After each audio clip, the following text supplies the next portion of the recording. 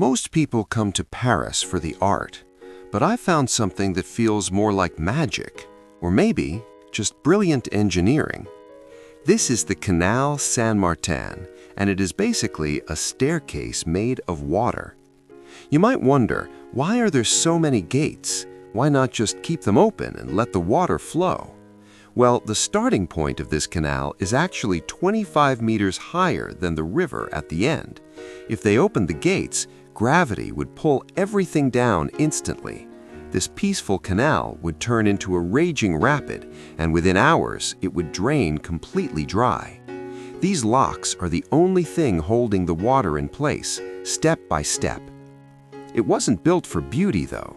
Back in 1802, Napoleon Bonaparte ordered this network for a desperate reason: to bring fresh drinking water to a city suffering from disease and to transport grain and coal to feed the population. Today, the coal barges are gone, replaced by scenic cruisers and travelers like us. The machinery hasn't changed much in 200 years. The boats still have to wait for the pont tournant, the swing bridge, to rotate 90 degrees and clear the path.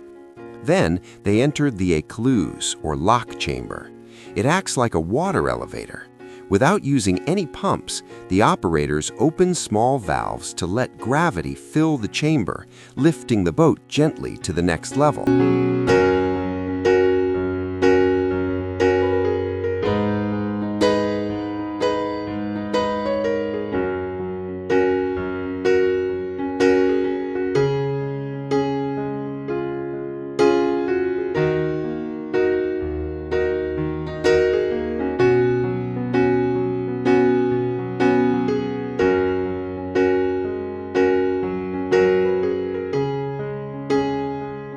Looking to the future, this canal is doing something new. It is no longer just a transport route.